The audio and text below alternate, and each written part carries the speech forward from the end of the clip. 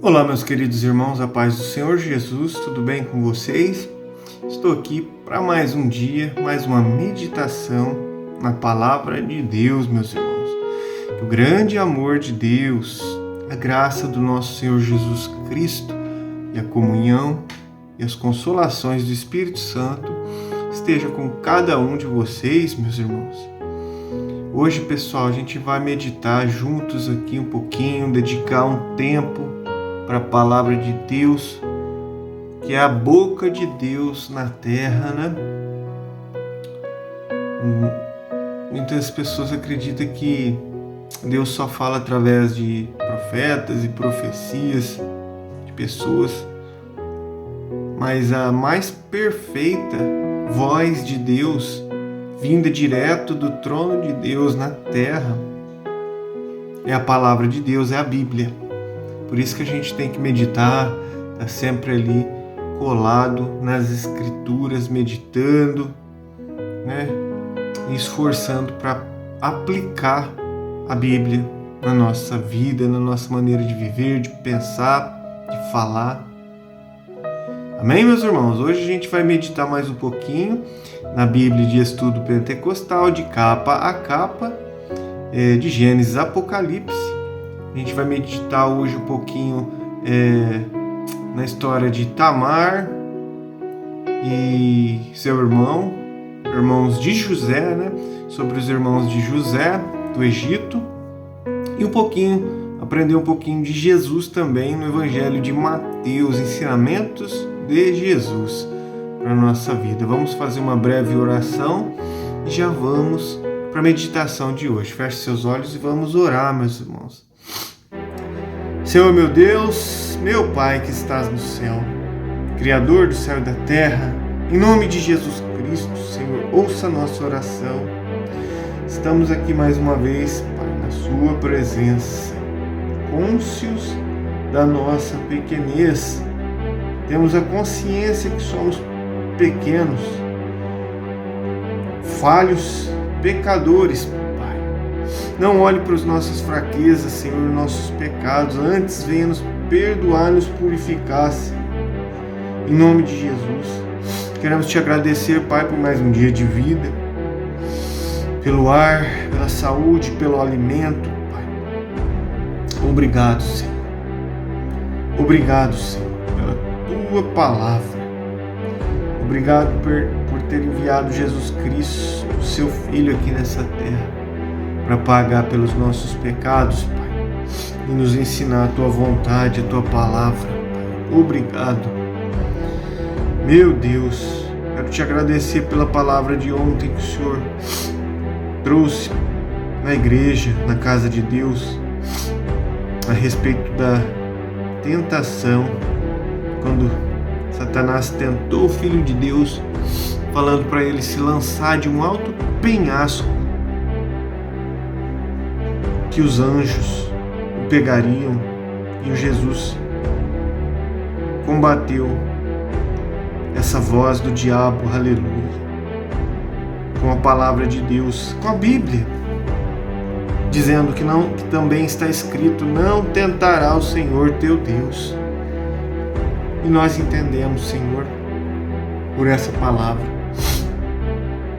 que hoje muitos estão tirando as suas vidas ouvindo a voz do inimigo. Meu Deus, que o Senhor tenha misericórdia de nós, da nossa vida, da nossa família, nos proteja, nos livra do mal, dessa tentação, dessas vozes que ficam falando na cabeça. Meu Pai, que se agora, Pai, alguém estiver ouvindo essa oração, entenda que o Senhor deu a vida para nós aproveitá-la, para nós viver uma vida agradável a Ti, Senhor. E só o Senhor tem direito de um dia requerer a nossa vida. Mas o Senhor já nos deu a vida eterna mediante Jesus. E nós não temos direito nenhum, Senhor, de tirar a nossa própria vida.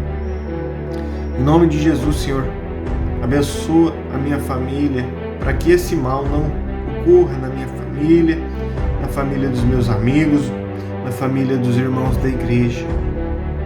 Meu Pai, abençoa essa pessoa que está aqui ouvindo, Senhor, essa oração em tudo. Liberta, salva, cura, Senhor, prospera. Meu Deus, em nome de Jesus, Senhor, em nome de Jesus, abençoa essa pessoa. Abençoa as pessoas que eu amo, Senhor, que estão perto de mim e também as que estão longe. Meus amigos, guitarristas, meus clientes da barbearia, meus familiares. Agora, Pai, ensina-nos, Senhor, a Tua palavra. Que o Senhor seja louvado, porque o Senhor é bom e a Sua misericórdia dura para sempre. Salva nós, Jesus Cristo, nosso Salvador. Purifica nós, Espírito Santo de Deus. Livra eu do mal, das tentações, do perigo. É o que eu te peço, Pai. Fala conosco agora através da Tua palavra. Em nome do Pai, do Filho e do Espírito Santo. Amém. E glória a Jesus. Vamos à meditação, meus irmãos. Gênesis capítulo 38. Judá e Tamar. E aconteceu no mesmo tempo que Judá desceu de entre os seus irmãos e entrou na casa de um varão de Adulão, cujo nome era Ira ou Irã. E viu Judá ali a filha de um varão cananeu, cujo nome era Sua, e tomou-a e entrou a ela. E ela concebeu e teve um filho, e chamou o seu nome E tornou a conceber, e teve um filho, e chamou o seu nome Onã.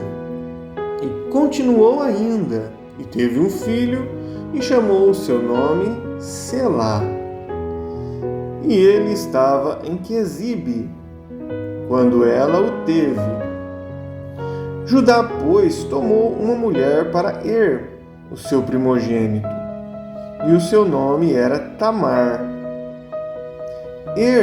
Porém, primogênito de Judá, era mau aos olhos do Senhor, pelo que o Senhor o matou.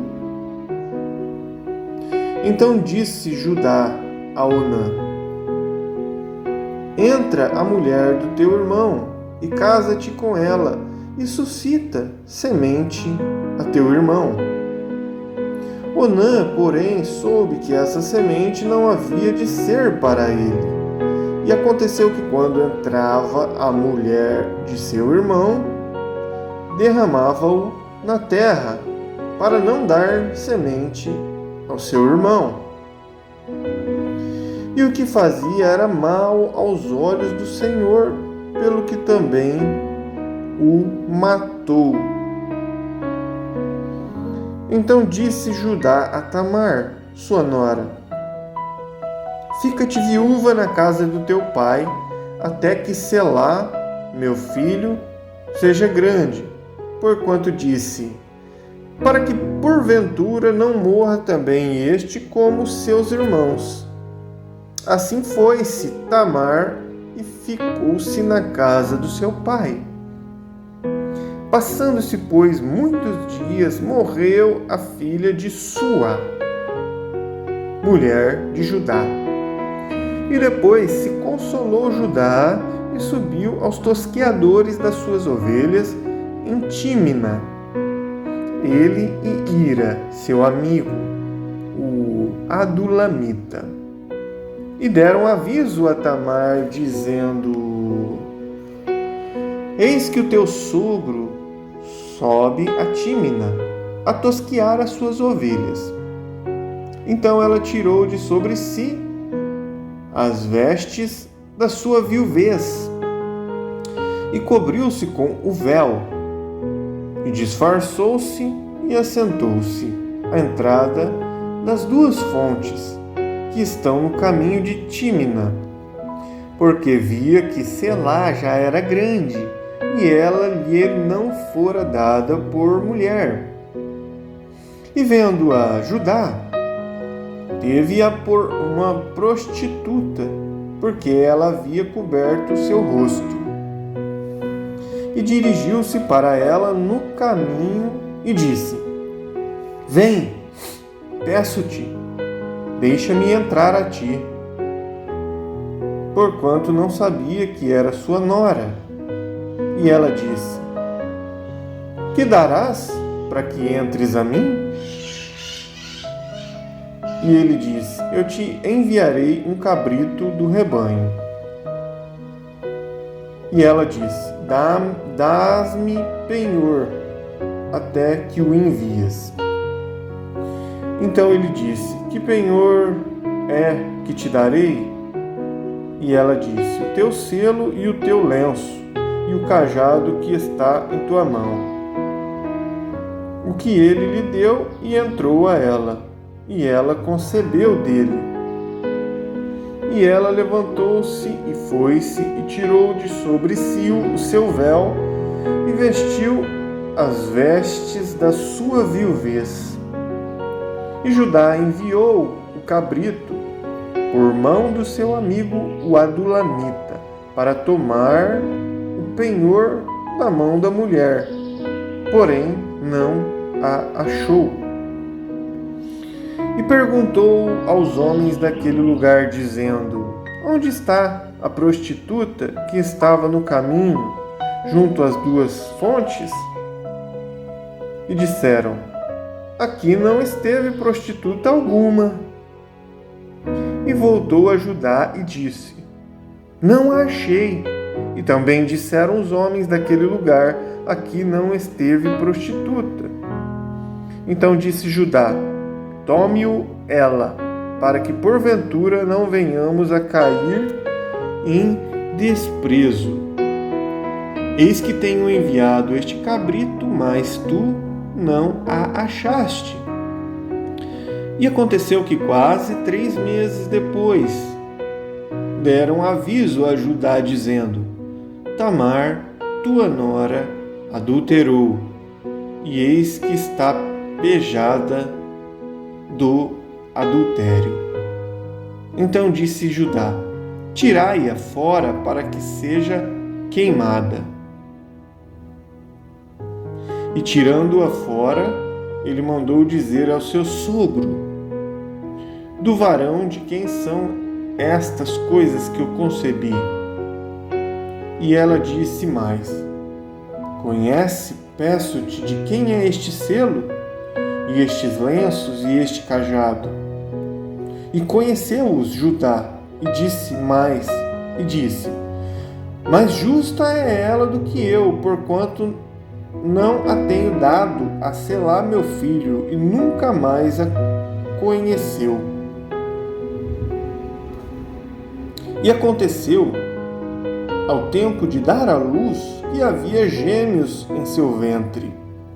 E aconteceu, dando à luz, que um pôs fora a mão, e a parteira tomou-a e atou em sua mão um fio roxo, dizendo: Este saiu primeiro. Mas aconteceu que, tornando ele a recolher a sua mão, eis que saiu seu irmão. E ela disse: Como tens tu rompido? Sobre ti é a rotura. E chamaram o seu nome Pérez. E depois saiu seu irmão, em cuja mão estava o fio roxo, e chamaram o seu nome Zerá. Amém. Até aqui, meus irmãos. Vamos agora meditar um pouco, para entender um pouco sobre esse texto, no rodapé da Bíblia, os estudos que tem aqui. Quando a Bíblia diz assim, a filha de um varão cananeu, as Sagradas Escrituras registram essa história vergonhosa de Judá por 4 razões, pelo menos. Primeira razão: mostra o relaxamento moral daqueles dias, em contrastes com a pureza de José. a qual, diante deste fato, se destaca nitidamente. Note o contraste entre Judá desceu por livre e espontânea vontade e José foi levado ao Egito. Segundo ponto aqui, segunda razão desse fato é que demonstra porque era necessário que a família de Israel, que é o Jacó, saísse de Canaã e fosse para o Egito. Se Jacó tivesse permanecido entre os cananeus, os seus descendentes teriam perdido a sua identidade devido aos casamentos mistos. No Egito, os descendentes de Jacó foram isolados dos egípcios e assim puderam tornar-se um povo nitidamente separado, dedicado exclusivamente a Deus. A terceira razão dessa história bíblica, desse acontecimento, é que ilustra o fato que os pecados de todos, até mesmo de pessoas de destaque no plano divino na redenção, acabaram sendo conhecidos. E o quarto ponto aqui demonstra que a liderança do povo de Deus é entregue àqueles que são moralmente puros. José era fiel a Deus e às suas leis, ao passo que Judá era um fracasso. O Novo Testamento requer idênticos padrões morais para aqueles que exercem liderança espiritual. Agora vamos meditar sobre Tamar. Quando morreu o marido de Tamar, filho de Judá, a viúva ficou sem filhos. Ansiava por um filho para perpetuar o nome da sua família e prover-lhes descendentes. Oná. Vamos meditar sobre Gênesis 36:9, sobre Oná. As leis antigas do Oriente Próximo determinavam que um irmão devia casar-se com a viúva do seu irmão que morresse, caso ela não tivesse filhos. Assim, haveria um filho em nome do falecido, como diz também Deuteronômio 25, 5 ao 10. O pecado de Onã foi recusar-se a cumprir tal responsabilidade. Deus ceifou a sua vida porque recusou-se a dar um filho a Tamar. Outro ponto aqui, quando a Bíblia diz assim, teve-a por uma prostituta. Tamar pecou, mas o pecado de Judá foi maior com sua conduta hipócrita e corrupta. Nos tempos antes da vinda de Jesus Cristo, Deus suportou certos males até que a plena redenção se efetuasse em Jesus Cristo, como diz Atos 17:30, Atos 14:16 e Romanos 3:25. Amém. E glórias a Deus. Vamos meditar agora no Novo Testamento, ensinamentos de Jesus. Mateus capítulo 18, versículo 15. O perdão do pecado de um irmão. Ora, se o teu irmão pecar contra ti, vai e repreende-o entre ti e ele só. Se te ouvir, ganhaste o teu irmão. Mas se não te ouvir, leva ainda contigo um ou dois, para que pela boca de 2 ou 3 testemunhas toda palavra seja confirmada. E se não as escutar, dize-o à igreja.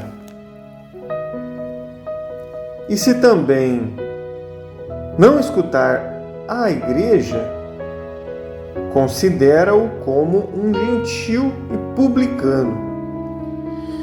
Em verdade vos digo que tudo o que ligardes na terra será ligado no céu, e tudo o que desligardes na terra será desligado no céu. Também vos digo que se 2 de vós concordar na terra acerca de qualquer coisa que pedirem, isso lhe será feito por meu Pai que está nos céus. Porque onde estiverem 2 ou 3 reunidos em meu nome, aí estou eu no meio deles. Então Pedro, aproximando-se dele, disse: Senhor, até quantas vezes pecará o meu irmão contra mim e eu lhe perdoarei? Até 7? Jesus lhe disse: Não te digo que até 7, mas até 70 vezes 7. Amém. Vamos agora meditar, meus irmãos, num ensinamento, no rodapé da Bíblia, sobre essa passagem. Um ensinamento bem extenso. Vamos lá. Quando a Bíblia diz assim: se o teu irmão pecar contra ti. Em Mateus 18, do 15 ao 17, o Senhor Jesus Cristo expõe o método de restauração espiritual mediante a disciplina de um cristão professo que venha a pecar contra outro membro da igreja. Negligenciar este ensino de Jesus Cristo levará os crentes à transigência com o pecado. E logo mais, essa igreja deixará de ser um povo santo de Deus, como diz 1 Pedro 2,9 e Mateus 5,13. Vamos a alguns pontos importantes. Primeiro ponto. O propósito da disciplina eclesiástica é manter a reputação de Deus. Mateus 6,9, Romanos 2,23. Também proteger a pureza moral e a integridade doutrinária da igreja. 1 Coríntios 5, 6 e 7 e 2 João 7, 11. E procurar salvar a alma do crente desgarrado e restaurá-lo à semelhança de Jesus Cristo. Mateus 18, 15, Tiago 5, 19 ao 20. Segundo ponto. Primeiramente, deve-se lidar com o transgressor e repreendê-lo em particular. Se ele atender, deverá ser perdoado. Se o transgressor recusar a atender ao seu irmão na fé e a seguir fizer o mesmo ao ser visitado por um ou 2 outros membros, juntos, e por fim recusar também atender à igreja local, deve ser considerado como um gentil e publicano, como alguém que está fora do reino de Deus, separado de Jesus Cristo e caído da graça, como diz Gálatas 5:4. Não tem condições de ser membro da igreja e deve ser desligado da comunhão da mesma. Terceiro ponto importante: a conservação da pureza da igreja deve ser mantida não somente nas áreas do pecado e da imoralidade, como também em caso de heresia doutrinária e de infidelidade à fé histórica do Novo Testamento. Quarto ponto. As Escrituras ensinam que a disciplina eclesiástica deve ser exercida num espírito de humildade, de amor, de pesar e de autoexame. 2 Coríntios 2, 6 e 7 e Gálatas 6 e 1. Quinto ponto: pecados de imoralidade sexual na igreja devem ser tratados de conformidade com 1 Coríntios 5, do 1 ao 5, e 2 Coríntios 2, do 6 ao 11. Nesses tipos de pecados graves, a igreja toda deve tratar o culpado com pesar e lamento. 1 Coríntios 5, 2. Disciplinando o transgressor o suficiente. 2 Coríntios 2, 6. E excluindo-o da igreja. 1 Coríntios 5, 2, 13.